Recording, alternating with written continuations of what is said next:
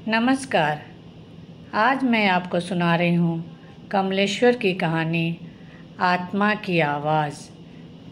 मैं अपना काम खत्म करके वापस घर आ गया था। घर में कोई पर्दा करने वाला तो नहीं था, पर बड़ी झिझक लग रही थी। गोपाल दूर के रिश्ते से बड़ा भाई होता है, पर मेरे लिए वह मित्र के रूप में अधिक निकट था। आंगन में चारपाई पड़ी थी, उसी पर बैठ गया। भाभी खामोश चौके में बैठी थी।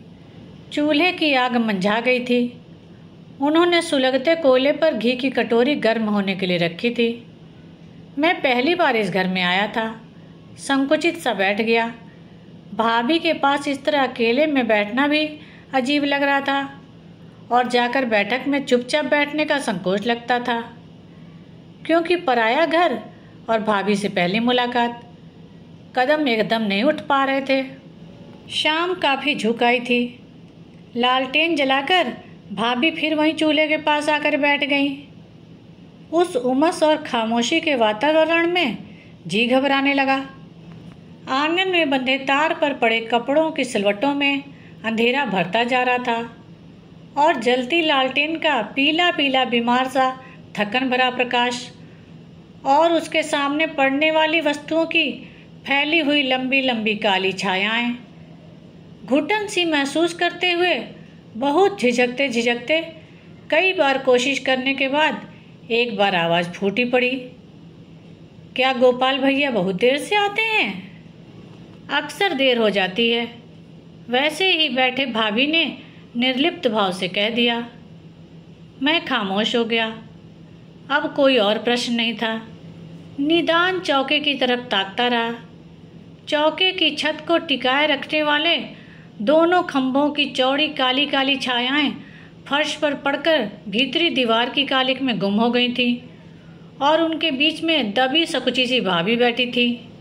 मैं उकता कर उठना ही चाहता था कि भाभी बोली, आप खा लीजिए, भूख लग रही होगी। नहीं, ऐसी तो कोई बात नहीं है, अब शायद आते ही होंगे। हमसे कहा था कि 6 बजे तक जरूर आ जाएंगे। बहुत संभलते हुए घरेलू तरीके से मैंने कहा।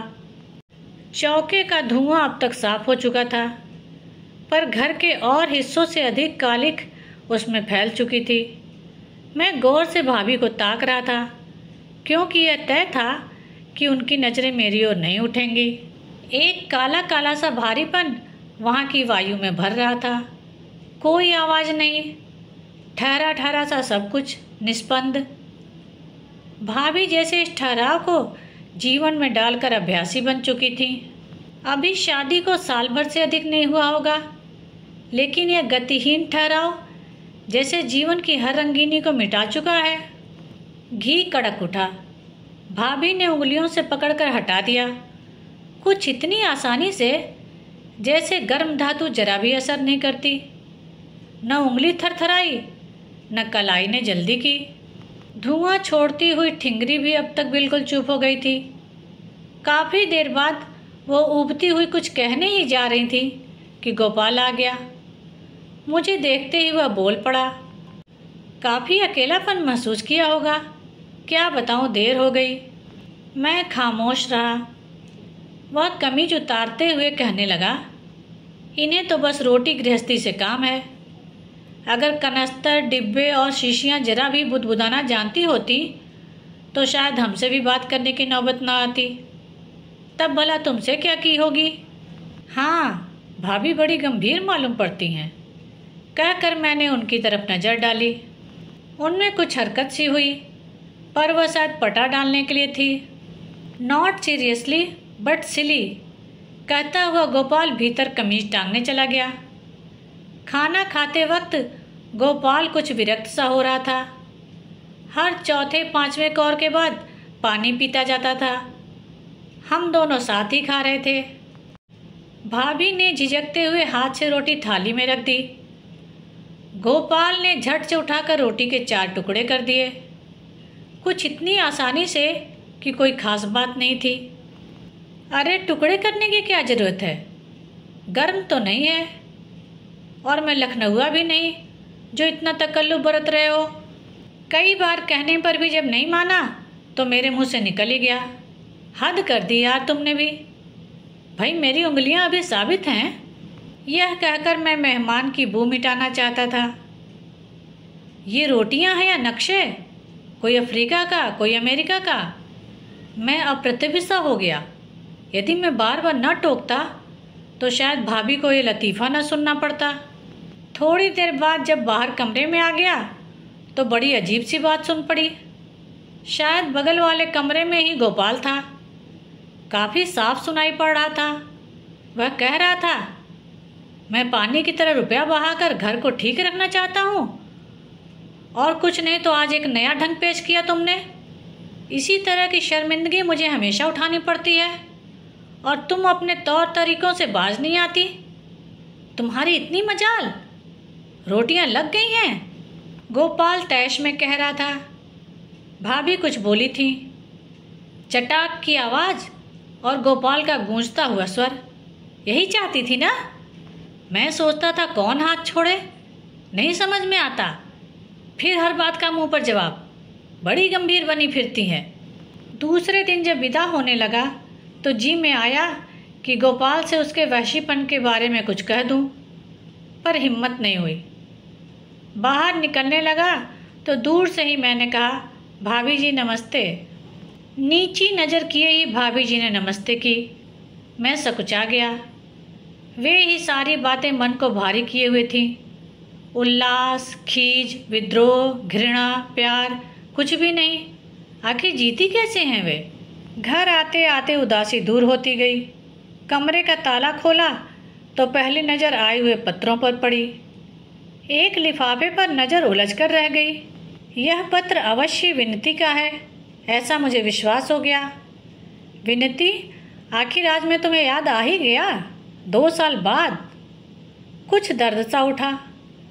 पत्र खोलकर पढ़ने लगा। प्रिय राजू, आज सहसा तुम याद आए हो। वास्तव में शादी के बाद लड़की के जीवन में महान परिवर्तन होता है।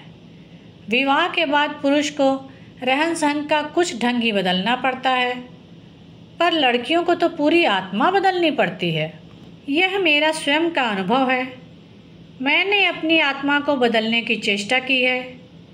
एक कीमती आत्मा की हत्या भी इसीलिए की कि वह तुम्हें प्यार करती थी।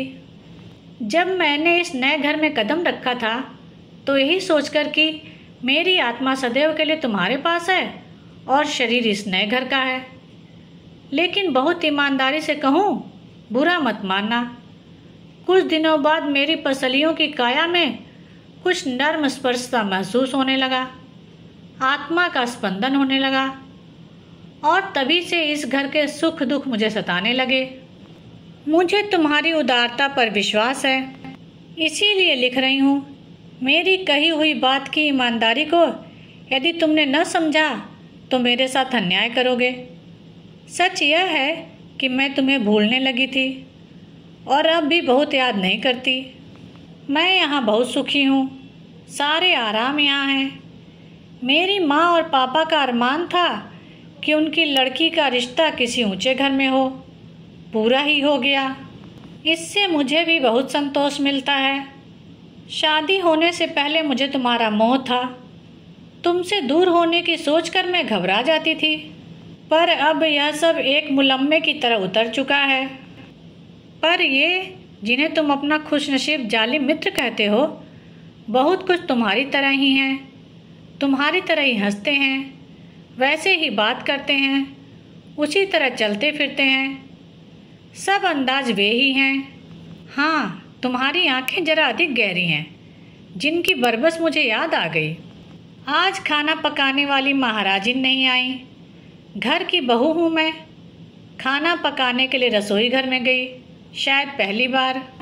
जब वहाँ घुसी तो बरबस यह भाव जाग उठा कि तुम्हारे साथ यदि जीवन बीतता तो रोज़ ऐसे ही मुझे खाना पकाना पड़ता। तुम्हारे साथ जीवन की तमाम कल्पनाएं मेरे दिमाग में आकर समाती जा रही थी।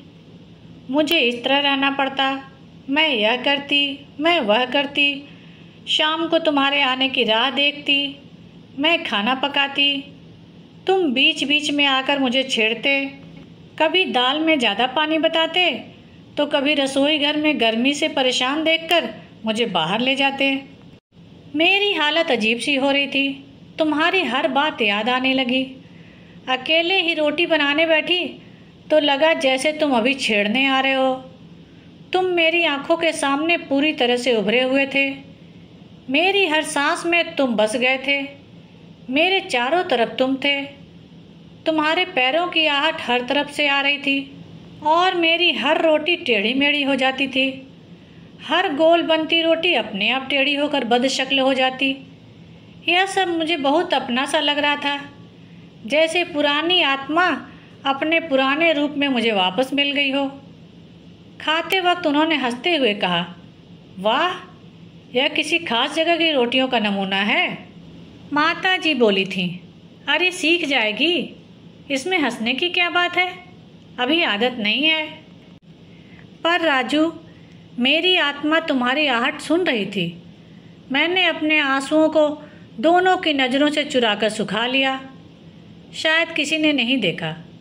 अगर देखा भी होगा तो समझ नहीं पाया होगा। मैं पत्र आगे न पढ़ सका।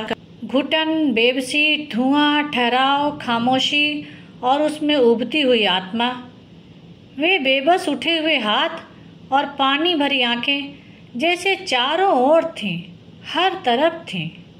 धन्यवाद। मेरे चैनल को लाइक करें, ज़्यादा से ज़्यादा शेयर करें और सब्सक्राइब करें।